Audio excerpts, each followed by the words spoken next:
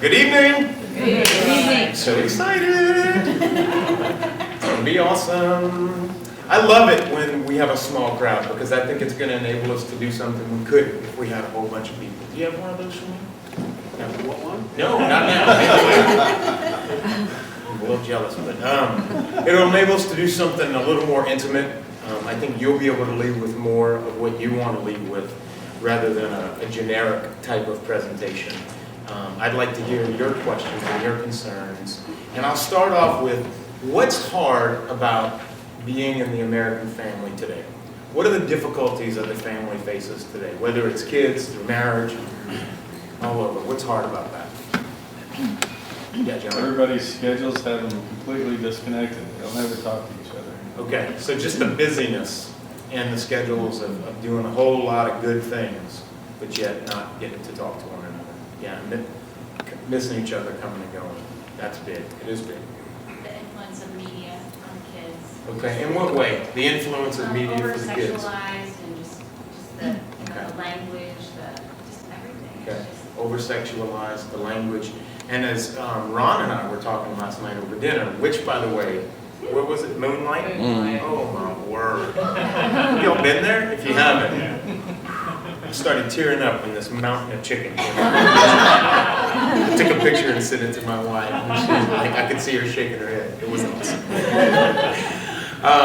It was special. So we were talking last night. Actually, it may have been over breakfast this morning. We've been dining together, and he was sharing with me that he was thinking. Is it okay if I share that, Ron? Share anything you want. Sure. Sure. Okay. All right. That the influence, his kid, their son watched Sesame Street a long time, and he was thinking that may have had an effect on his short attention span. Did I say that correctly? Okay, because they watched Sesame Street as a kid. And the media, and the point of that was that the media changes images so fast. You know, they do billions of dollars of research in understanding where kids' attention spans are and where our attention spans are. And so they make it a point to change those images over and over. And so what TV does, and even more so the gaming today, and even more so this today, is trains us not to have to sustain our attention through effort on any one thing for too long because our brain is expecting an image switch. Does that make sense? Yeah, so I agree. I think that's a whole nother influence, by the way. And in case I don't, I've been making it a point to say this everywhere I go. I'm shouting it off the rooftops. This is not a phone. This is not a phone. This is the most powerful communication device outside of the NSA and the CIA and the military that a civilian has been able to own in the history of civilization. And our kids are sleeping with it under their pillows every night. It's going to-do, to-do, to-do, to-do. And the little sleep they were getting, on average 6 hours, is now down under 6 to 4. And that should scare us because the research is telling us that even in kids who are absolutely normally mentally, their mental well-being is normal, they're not depressed, they don't have bipolar, because of the increase in sleep deprivation that we're seeing, more and more kids are reporting suicidal thoughts because they're just not sleeping, because they have to respond to this. And anyway, take it away at night. And you can also shut it off at night too. You don't have to actually take the phone away on it. That's big, and I think it's relevant, and it's, anyway. So what else is hard on the American family? What else is tough?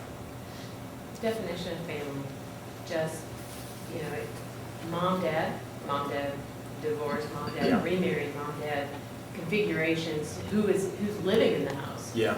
And culture is saying, that's all family. When, from Catholic tradition, that's, Yeah. not what necessarily we're teaching is family. So Yeah. they're confused Sure. as to who is family. Sure, and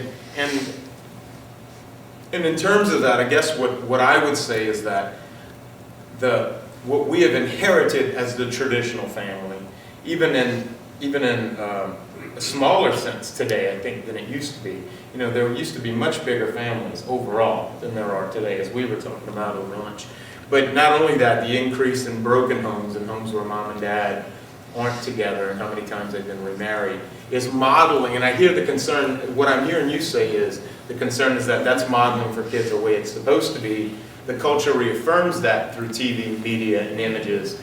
And then so little Johnny goes, well, this is what's supposed to happen. 5 years out, I get a divorce, and we'll just keep making our way. And so the challenge to hold together some semblance of it. At the same time, I would just say that we've got to be able to really validate for our young people and for the families to whom we minister and among whom we minister, that what they are experiencing is family. Right. And that, well, you're not a family because of this. So it is a tension. Come on in. Welcome. And, Right on time. and I didn't mean to. No, you didn't. You didn't. It's You just- made, that's a very important point you made. I just want to, You love them where they are. absolutely, And that is, for sure. where they're being loved. Yeah, hopefully. for sure. Absolutely. Great. And thank you for saying that. That's a great point. I wouldn't have said it. What else?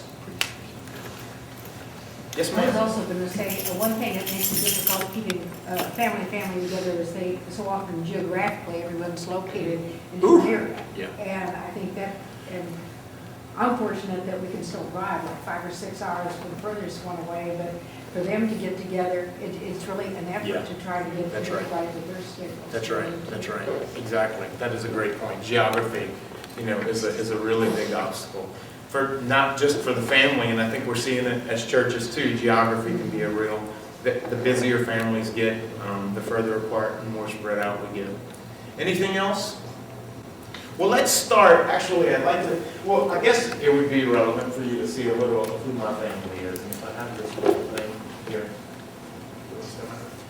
just show you my family, whom I love dearly. That's my beautiful bride, Mindy. And she's the boss. And my son, 5-year-old Max, who's the pleaser. And then on the top right is Benjamin. And he's real special. The first one does everything we want him to do, just like we want him to do it. The second one, I'm really not sure who his father is. What really happens with all of that. Let's see. Oh, yeah. Isn't that nice? Sweet boy. It's amazing what kids can do with PowerPoint. I'd like to show you a little video I made about the evolution. I did this for the Louisiana Counseling Association. It's the evolution of the American family as we can see it in the media. So, do this.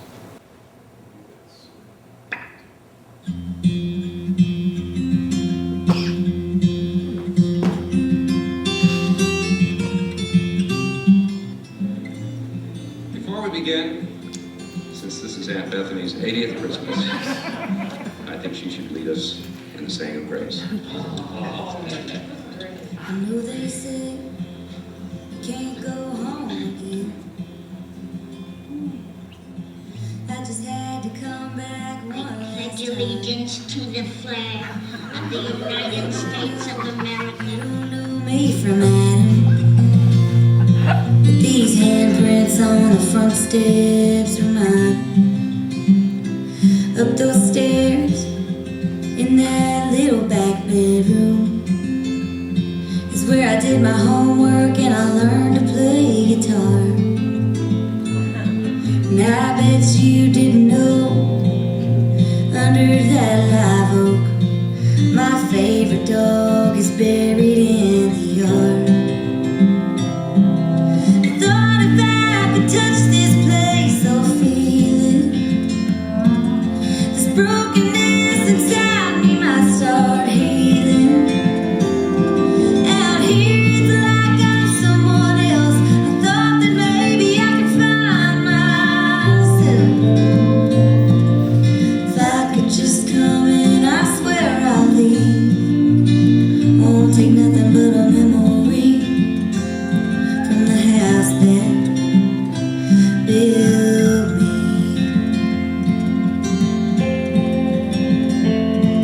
Mama cut out pictures of houses for years, from Better Homes and Garden magazine. Plans were drawn on concrete board, nail by nail, board by board. Daddy gave life to Mama's dream. I thought if I could touch this place, I'll feel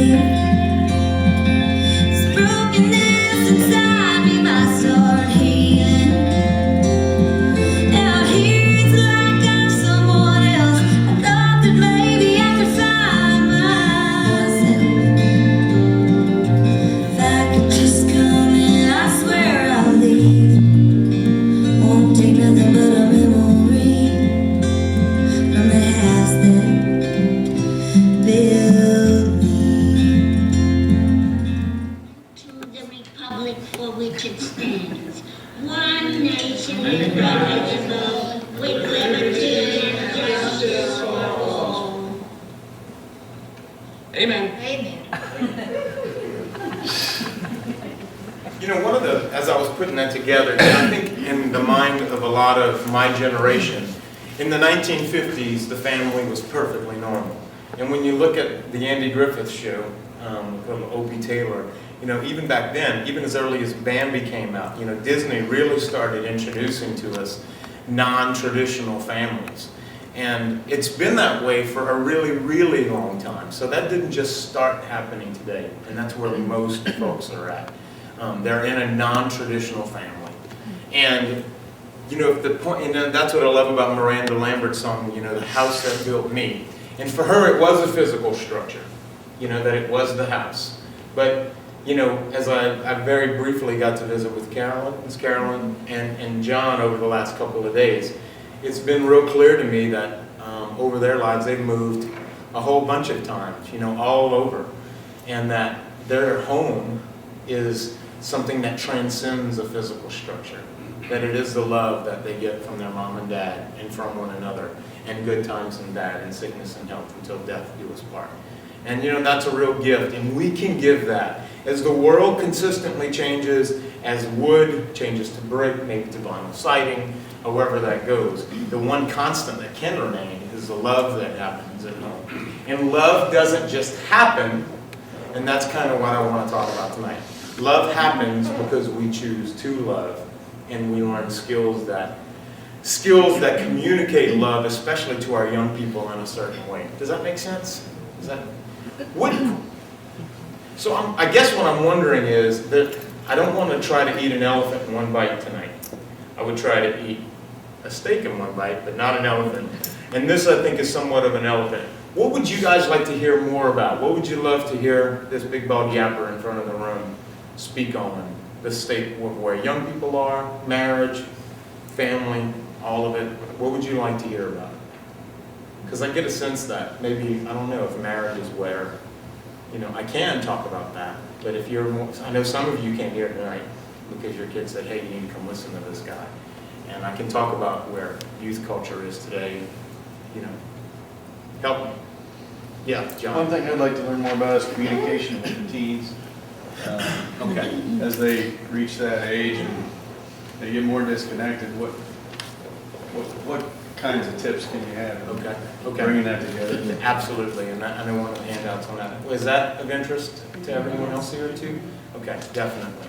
Yeah. And how to introduce the idea of traditional marriage to Okay. our young people. Mhm. How do we communicate to someone who maybe has never really experienced a traditional marriage situation? How do you even introduce that? Yeah. And my gut knee-jerk answer to that, and we can go a little more in depth to it, is to show them a happily married couple. The longer the better. You know, and to have them, to put them in front of couples. Because the concern there is not, their concern is not entering into that relationship, and that's what we've got to get real clear on. Our young people aren't concerned about entering the relationship. They're all over that. And in case you don't know that, walk into any of these high schools. They're all about relationships. Even as transient as they sometimes might be during adolescence. What they're concerned about is that relationship falling apart. They're concerned about the inevitable disenchantment that will come in as that relationship, as the infatuation fades, as the newness begins to fade away, and how they're going to deal with that. Because what the media and other things are training our young people to do is, once something disappoints you, and once you begin to become disenchanted or nonplussed with it, to hit the road. You know, and there's a minister who said, a guy by the name of Ron Rolheiser, who writes, he says, you know, the first task in any love relationship, and it's in my book for those of you who read it, the first task in any love relationship is to console the other for the inevitable disappointment that we will cause them. For the fact that our love has limits. That we cannot not disappoint them. Wow. When I heard that, the tears just flowed from my eyes. I'll say it again because I just think it's so powerful. It's not me, it's him. The first task in any love relationship, be it marriage, be it parenting, and we're going to talk about that disenchantment process tonight. Be it marriage, be it parenting, be it friendship, whatever, is to console the other for the inevitable disappointment that we will cause them. For the fact that love has limits, that we cannot not disappoint them. And I know Arms of Love is a Christian ministry, and so I'll say this. One in our Catholic tradition, one of our saints, Christian Catherine of Siena, who was really a whack job, okay, she had all sorts of problems, said something very beautiful, and I forgot to mention this today because I got sidetracked. And it's everything short of God must and will disappoint us. That's awesome! Because it speaks to it gives me hope, because I've seen so much disappointment in my life. I'm a natural-born idealist, and that's really key for our young people who are idealistic, that they have to know, they've got to know that the disenchantment's going to come in life, and anything. If we go back to Moonlight tonight, it's not going to be as enchanting as it was last night. I'm not pulling out the camera. I'm not going to order 15 pieces. It will be Woo! I love it. It won't. And if we go the third night, it will never, I'll never have that moment again. And what happens, and now that happens in marriage too. You wake up and you go, damn, she does fart in the bed. Mom always said girls don't fart. Mom, you lied. Not only does he leave the toilet seat up, but wow, you really gained 80 pounds our first year of marriage. How does one do that? And it's just this, and especially in marriage, a lot of young people go in and go, this person's going to make me happy. And now our young people aren't buying that anymore as much on the whole. Now they're just going to screw marriage altogether. But on the whole, they aren't buying it as much. But it used to be, and I think we're still seeing some of it is, this person's going to make me happy. This person won't be like my mother. This person won't be like the one who let me down. This person is going to be atypical of Bill Clinton, Enron, yada, yada, yada, yada, yada, yada. This person's not going to be like Tiger Woods. This person's not going to be like Roger Clemens. This is someone, because it's amazing in our hearts. The deepest hunger of the human heart is intimacy. And it's a longing to be in communion and to find that perfection, which I believe in my faith tradition can only be found in God. But it's amazing that short of that, Augustine of Hippo once said, "Oh God, our hearts are restless until they rest in thee." It's like an itch. It's like an itch that won't ever fully be scratched. But as human beings in our finite, broken nature, we're looking for someone or something to fully scratch that itch. Maybe it'll be Tiger Woods. Maybe he'll be the best golfer ever. Maybe, if we're just lucky, Angelina and Brad can hold it together. When I was, where was I? I can't even remember where I've been. In Raleigh last week, you should have seen this couple, that they were talking about Tim McGraw and Faith Hill. I don't know, they're country music singers, in case you don't know. And they're like, tears were coming out of her eyes. The hope that she wanted for that celebrity marriage to work was mind-boggling to me. She just wanted them to hold it together, and it's that idealistic, I want perfection to happen here. I want it to be right. And there's no one person, and there's no couple whose souls were created by God to bear that much glory. No one short of Jesus Christ, in my experience. Never has there been anyone who can bear that much glory. We're all broken. And at the same time, we need to call one another to more. We've got to embrace one another in our brokenness. And as I spoke to those young people today, one of the things that I wanted them to do, and I rattled off a whole bunch of statistics, was to realize that they're not the only one. That if there's 300 girls in that school, 20 to 30 of them have eating disorders. 20 of those young people have severe depression. 20 of them have known someone who has wanted to take their lives, and 10 of them at least have known someone who knows someone who took their own lives. Cutting. Probably 10 to 30 of the students are probably cutting themselves to make themselves better. What? It happens. Literally taking it. And I met with some of them who showed me the scars. It's happening, and We're not alone. We're all broken. And they're broken, and their brokenness is especially trying for us because they hide it sometimes out of shame, one, and then they put up a whole lot of resistance. And so we do want to speak to that tonight, but I think fundamental in all of family life is this whole disenchantment process that I was talking a little bit about earlier. Does that make sense, Iman? I think I'm resonating. Okay, good. This is one, again, part of our human nature. We want one thing to be the prism with which we can access all of reality and through which everything that comes to us in life makes sense. This ain't it, okay? It is a lens. We need to have a lot of lenses. It's like going to the optometrist. You know how they slap all those lenses down in front of you? That's a healthy model for me of life. This is a lens, okay? Relationally. Let's just talk about it through marriage. Most people start at mastery. Another word for mastery is enchantment. They've got the skills to make life work. Actually, this begins way before marriage. It begins in 8th grade. Like, just think of it. Let's see. The first one probably begins in around 4th grade. It's when the kids, 9 or 10 years old, get to what's called, they go into metacognition. Meaning that that's when the doo-doo hits the fan. Around 5th grade. 4th grade is the last year that their kid thinks their teacher's perfect. And their mommy or their daddy. It's the best grade to teach in elementary school. 5th grade, the worst. They've let it go. Goodbye. I've realized that I'm going to be disappointed because mommy, Miss Robichaud, is going to leave me for the summer. And I've got to start all over again next year. For most young people, that's the first real disenchanting, disappointing experience.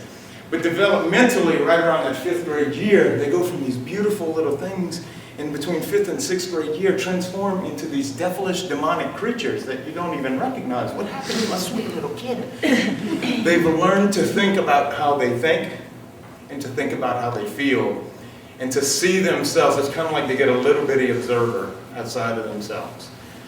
And that's when all the drama begins to explode for a lot of girls. So 5th grade is one of the toughest ages to teach, in my opinion. I know you can speak to that in your own experience. But so what happens then, they're feeling good, 4th grade year generally, whatever, and then the disenchantment or disintegration comes.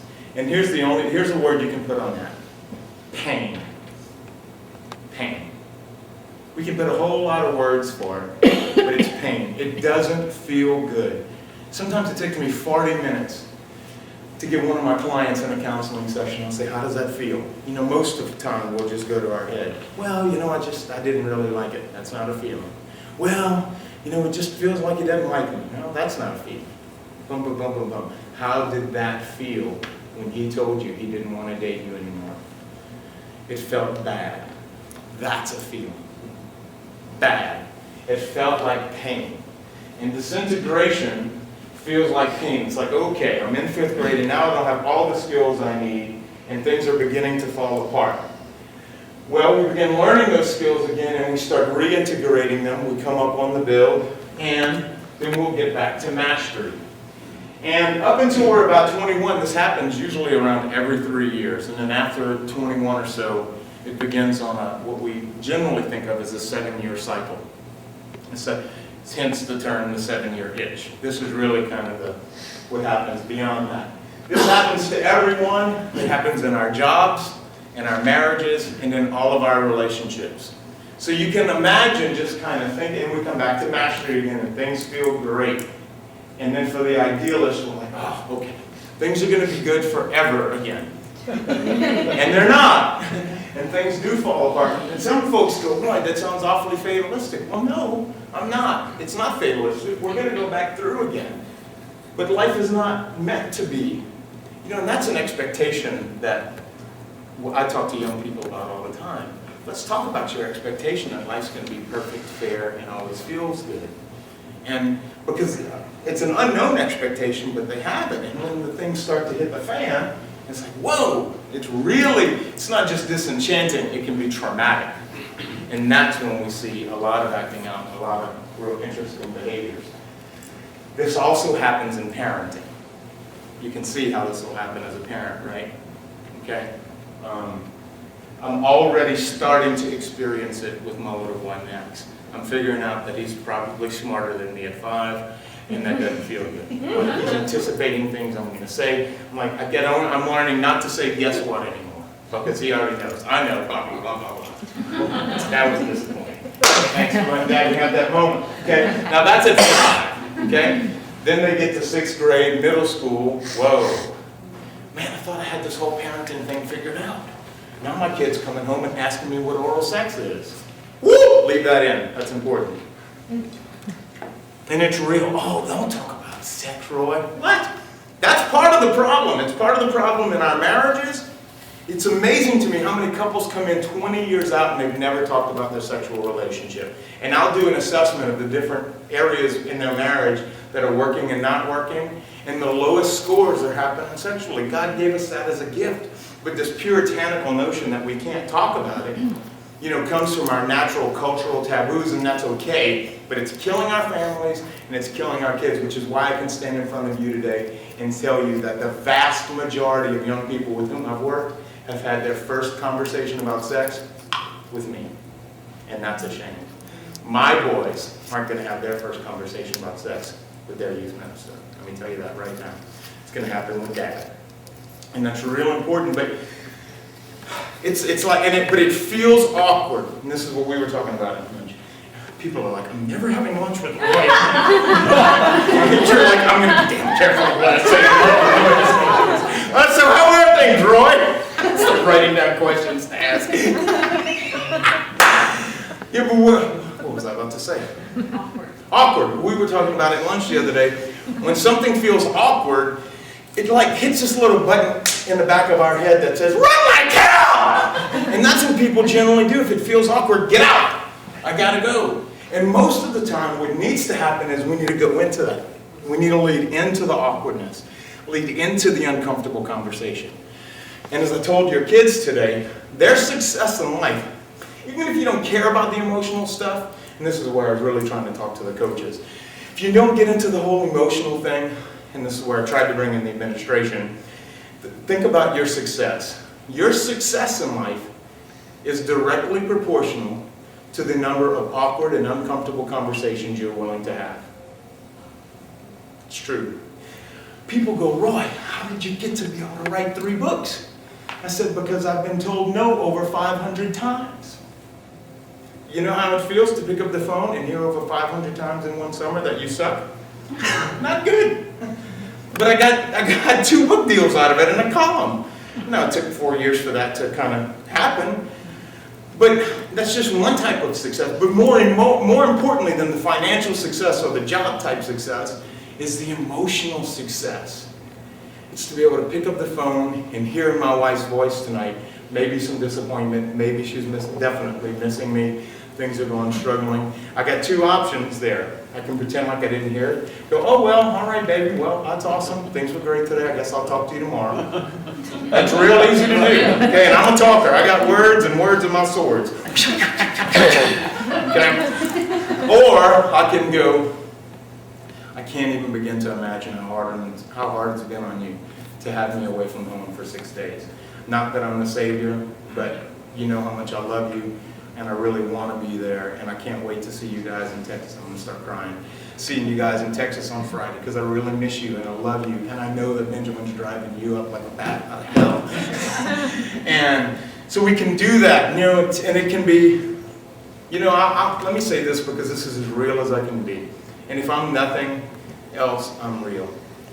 Let me tell you about the most awkward conversation I had to have in my marriage. For those who came and hear me at Marquette today, kind of know my history. I used to be severely morbidly obese, like over 500 pounds. So I've struggled with body image issues ever since I was a kid. And so where a lot of that begins to, and this is not a sex thing, but it's real, and I know it's important. I don't think it's important. I know it's important. A lot of times, issues that have nothing to do with sexuality come up when a couple first gets married, or when they begin dating or become romantically involved. But their body issues especially, lots and lots of times, issues of sexual abuse or physical abuse come into play. So it's not uncommon for a couple to start really struggling after the honeymoon. Like, it's very common, very common. And it's not uncommon for couples who are sexually involved pre-marriage to begin struggling when their relationship, again, I think that sex should be held reserved for marriage, okay? So I want to put that out there. But the fact that they're having sex before marriage doesn't necessarily mean that the relationship can't work. It might mean that some things are happening there that can be worked through. And so I very much believe in marriage counseling couple counseling before couples get married. And they think, oh, our relationship's doomed to failure. If I gotta go to counseling before I'm married, then this is not meant to work. No, not true. Not many of them, I think, could have worked out. Anyway, I'm trying to say a lot, 40 minutes. 2 years into our marriage, after having sex, I asked my wife, how was it? And I wrote about it. I wrote about it, you know, in my book. So, I was like, you didn't enjoy it? Well, I was like, you've been telling me you enjoyed it. And she goes, well, I've been lying. I've been lying for the last 3 or 4 months, telling you that I've had orgasms, and I haven't. I just started weeping in the bed. Because it wasn't that, I mean, all of my body issues, all of my inferior, no, I'm not enough, I can't do it, you know, because men have, and I don't know who's doing the men, he's not here, okay, Parker, but men have, I think, 3 real emotional needs regarding their family, and spiritual are tied in there too. The first one is to, and more, this one not most importantly, but it is important, and it's to pleasure. Not only their wives, but we do get a sense of who we are, and a sense of importance, and a sense of we're doing what God's called us to do. By not only bringing physical and sexual pleasure to our wives, but pleasure to our families. So when our family begins to not seem happy, for a lot of guys, that'll start triggering some emotional stuff, because in their mind, I'm not making my family happy, and I'm not getting it done. Therefore, I'm not as much of a man. You following the equation there? So that's one. And the second one that's more applicable tonight is to protect. And so a lot of guys don't need to walk around with a gun on their hip anymore like they did used to in the old Wild West and start shooting people who came to attack their families. But that gets triggered. Damn, my kid got caught with pot in school. My daughter, you know, just talked to me that she had sex while she was in high school or middle school. I couldn't protect my young people from that. That's more of a protection issue for a dad. And it'll be interesting a lot of times to see how they present it in counseling. This is not about you, my brother. This isn't about you. This doesn't mean you didn't protect. Really good kids can make some really bad choices for a whole bunch of reasons that have nothing to do with you. And so to get them to be stable. And then final one that I think is the most important is we feel like we need to provide. We feel like we need to provide. And we do need to provide for our families, but not just financially. We've got to provide emotionally and spiritually for our families. And I think that's the biggest challenge for most men today, dads and fathers and husbands, to see that. So there can be a tendency on the part of Christians, and this is what I'm most passionate about, to think that I can just pray it all away. I see a lot of Christians who feel like I can just, if I pray hard enough and I go to church and I do whatever I need to do and I work hard at being a really good, nice person, my relationships are going to work themselves out. And that is going to be a really disappointing experience. Because relationships work because we work them out by having learned the skills in order to make relationships work. And that applies not just in marriage, but especially with young people. You know, it's amazing. If you were going to go climb Mount Everest, how would you go about doing that? Let's take it out of Mount Everest. Mount McKinley, I think, which is in Alaska. If you were going to go do mountain climbing, I went into the Wind River Range, Cloud Peak, in Wisconsin, Wyoming, and it wasn't that tall, like 9,000 feet peak, okay? And I know what I did. What would you do if you were going to go mountain climbing? Get some equipment. You'd research, get equipment. I'd be researching the equipment. If your life depends on the equipment, you don't want to go cheap. It's like having a LASIK surgery. By the way, I don't know who told me they did LASIK, but who looks for a sale on LASIK? I want the most expensive LASIK surgery in the country. I'll fly to Bangkok to get LASIK before I'm like, oh, I'm offering a sale. I'm getting rid of the old equipment. What? Yeah, so what else? I mean, you do all kind of prep. You'd research, you'd get maps. Find someone who'd done it. Oh, that's huge. Absolutely. You'd find someone who had done it. What do I need to know? You've been there. You've walked the journey. We go into marriage. A lot of times we've made provisions for that to happen, but go in, not really thinking about it, not really learning the skills. Or we may be exposed to them at maybe a little event like this. Maybe there's coffee and donuts, and that's great, but to learn the skills of listening, that's so key especially with our young people today. I'm writing a blog that I know is going to send half the Catholic Church into a conniption fit, I think, as soon as it gets posted. But especially with kids, let me speak to that. Our kids, our young people, most of them know their faith better than we think they do. And knowing their faith is not as important as connecting with someone of faith. Because what they need to learn they do not need to learn it through a book. And we just keep throwing books and information and speakers. Our young people and our couples, I think, don't need any more words. We word people to death. As someone who is up here spouting more words at you. And I know that, and I know what my reasonable expectations for what can happen here, but we're wording our young people to death. And the biggest thing I think we can do is to shut this cake hole under our nose and open these up and listen. And listen. The two skills that I think, as a parent, and I'm keeping a notebook of these. Like, I know these seem like silly and trite, but this is important. I'm keeping a notebook of questions. Matthew Kelly says our life will be defined by the questions we ask. By questions. Young people don't need any more answers. And the ones they do, they don't want to hear them from us. And if they need them that are just data-driven answers, they ain't going to come to us anyway. They're going to go find it online a lot faster. And they'll trust it a lot more than they'll trust us for data-driven answers, including catechetical, dogmatic answers that involve religion. But questions, and the question that we're so often limited to is, how was your day, Johnny? I just ask him how his day is every day, Roy, and all he does is, And I'm like, well, find a new question. I mean, that's not rocket science to me. Don't ask him about his day. Ask him about his music. You want to know what's going on in the lives of your kids? Ask them about their music. Oh, I can't listen to their music, Roy. Have you heard it? I mean, really, I can't. I'd rather bludgeon myself with this stool than listen to his music. Do you know what she's listening to? Have you seen their iPod? Yes, and you haven't, and that's the problem. I know every single song that's on their iPod, and I'm going to need to charge you $20 more for the 3 reams of paper that I used to print out all the lyrics to those songs. And now I've got a pretty good percentage of the popular songs, but I know what they say, and I can start there. I can cut through a lot of the baggage and say, what do you need? What does this song say about you? Or if you were singing this song, what are you trying to say? You should see it. You should see it happen. I do this every day. Not just with teens, with young adults, sometimes with adults and couples. Here's why. When we ask a question, we're relying on someone's expressive vocabulary. Okay? It's an intellectual thing a lot of times, and it certainly involves the word, but we're relying on a young person's expressive vocabulary. Now, I've always had an above average expressive vocabulary, and that is what I'm using with you tonight.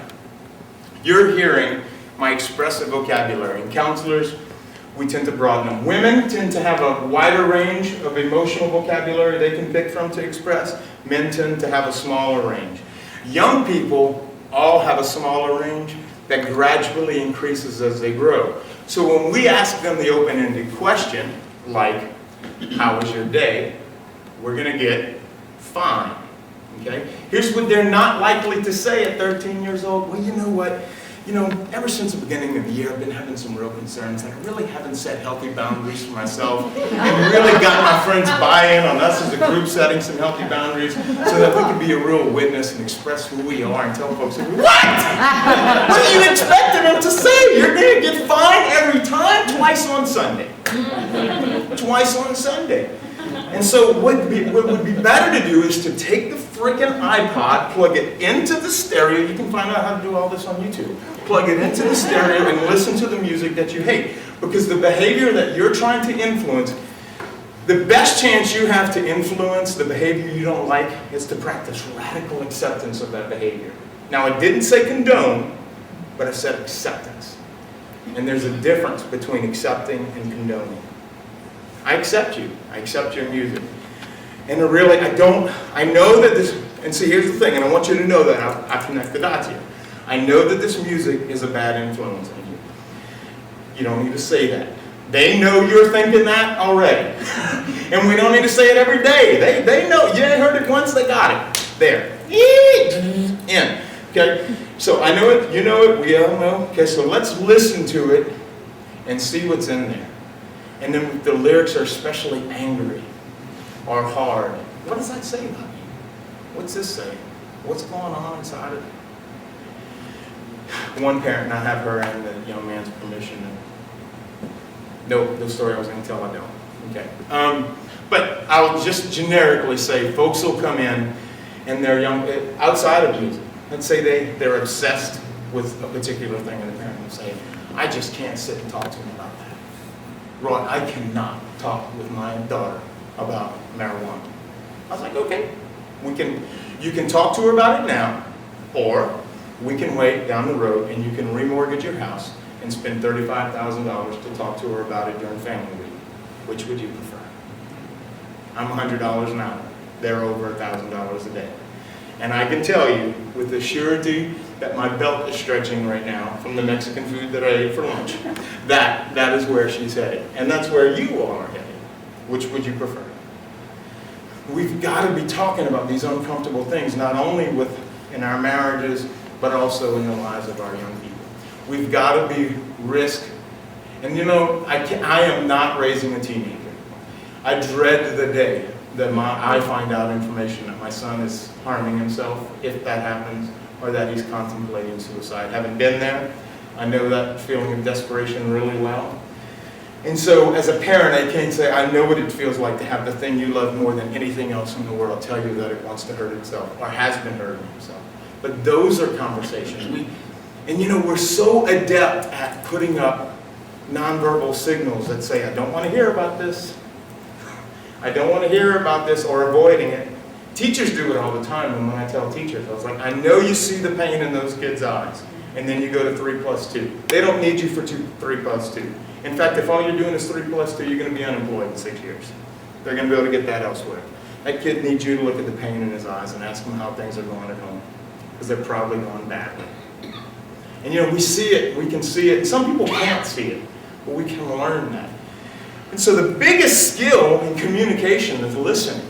Does that make sense? Is that resonating? Okay. What else with regard to the kids? Because I need to wrap up here. I know. What else what other parts of relating to young people? How do we restore confidence in marriage with the young people? Okay. Or how do we give it to them in the first place? Yeah, our own personal behavior. Okay. How do we restore? Well, I think that question assumes a lot. I think and I mean this with all due respect, Robert, you know all that. With all due respect, I think the question assumes that I can do it in a conversation or a series of conversations. And I would suggest that that is very difficult to do with this generation of young people. I think I do think though that it is possible to restore hope in marriage, but I don't know that it can be done through necessarily a series of conversations. I think it can be done by by parents choosing their friends wisely, by a single mom, and you know, my mom wasn't that great at this, but this would have helped. Because I didn't believe in marriage until I left the seminary. I was in the seminary for 5 years out of college, and I didn't know what I was going to do because I couldn't see myself being married. Because I had a couple of friends of mine who were absolutely miserable because they felt like they needed to have 15 kids. And they were miserable, and they were so miserable, and they were unhappy. And I was like, I don't want that. And then I met some friends of mine who were just joy-filled in their marriage. And it was working, and that restored my confidence.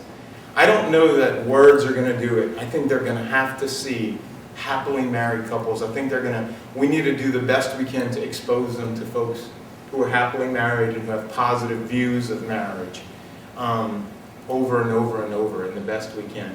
I think talking about it with them planting those seeds is kind of like the Grand Canyon thing. One drop of water does make a difference. But really, it's when they see happily married couples. I didn't want to be a priest until I met a happy priest. And when I met a priest, I'm like, wow, you can be happy not having sex? Okay, let's talk about that. And then I realized that I couldn't, and I left. So, but that all being said, I think that our young people need to see it. They don't. We keep assuming that we can do it through talks, but we're competing with Justin Bieber, and I don't really like him. Okay, so let me put that out there. But he's our competition, as I was sharing with someone earlier. I've given up on trying to go into a group of young people today and try to do some big song and dance. Because I'm seeing guys who are a lot better at it than me, and they're falling. You know what it takes to entertain these young people today? It ain't me. It takes a lot more money and a lot more time spent at that than me. But I think where we connected with them is real, and I got real with them instantly. And they all brought in. It wasn't because I didn't do anything. Really, all I did was tell them my real story, and they were all locked in on it. I could have gone for probably another half hour, but I didn't want to. And we can be real with them. I think that's just another element of it. Am I answering your question in any way? I know I did an end run around it. No. I'm not trying to be evasive. But again, everything you're hearing tonight is pedophiles, not Christology, but Roy. Okay. Questions about young people? How do you, I don't know, how do you get your kids to, our son is 13, and I feel like he used to be very open and talk to us about everything, and he's gotten to a stage where we don't want to talk anymore. Yeah. And I want to respect that, but yet I want him to know that, I don't know, I feel like there's just this door that's been put up, and he had a really bad school year last year and experienced quite a bit of bullying, and didn't tell us about it until after the fact. And so that was painful because I think we felt a lot of guilt that how could we have gone through this and we didn't notice that. How did we not see that? Right. But I guess I just want to make sure that we're communicating with them, and I don't know. Yeah. And again, I think this is the gift that I bring, that I don't have a 13-year-old in my house, because I know that I'm going to be asking that same question in 8 years from now. So my professional opinion on that is a couple of things. One, your guilt, I think, guilt has a very powerful way of driving that question. That if that guilt weren't there, there may be less concern about what I'm about to share with you as a normal developmental process that he's going through.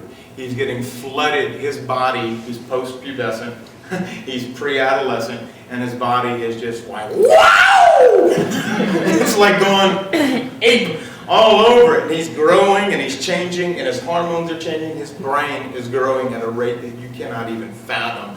And some of the most important parts of it are trying to start growing, and they won't be done until he's 24. The most important part of it won't be, and it's changing. And so his experience of what's going on is just so clouded by all the changes, and he doesn't have language for it. I think the more important task that used to be reserved for younger kids, that's continuing through pre-adolescence today, is we've got to give our young people language for what they're experiencing.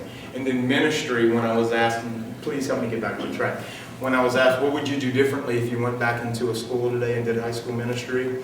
I would make sure that we never did anything without a lot of follow-up. If I couldn't do the follow-up on an experience to give the kids language for that spiritual experience, then I would have to really question whether or not I could do it. So, 3 weeks out, tell me, what was your experience like? Oh, it was awesome. Oh, so are you saying that? And we might have to lead them. So are you saying that God really worked in your life? No, I'm not saying that at all. Okay, good. Don't be rejected and go, I gotta shut up, let's go get cake. But what I'm saying is this, and continuing to ask them for that. So maybe part of what you can do is begin giving him some multiple choice type conversations. Say, hey, what's it like? Hey, have you ever thought about that bullying anymore? Is that something you think about, or you think you've dealt with it? And he says, oh, I've dealt with it. Then stop, even though you know he may not have. Stop, and then we'll wait to pick that up again, a little later. And when they get mad at us, our first response, man, I can tell you're really angry right now. Just now he's got a language for that emotion. Boy, you seem a lot angrier than you were last time this happened. So now he can scale it. Wow. No, Mom, I'm not angry, I'm pissed. Okay, instead of going, don't use that language. And I said, oh, so you're not angry. It's the last time you weren't. So we're teaching them a whole bunch of things that are going to make them more emotionally healthy. I hope this makes sense. And okay. Thank you. I won't be hanging around. It is 8 o'clock. Thank you very much.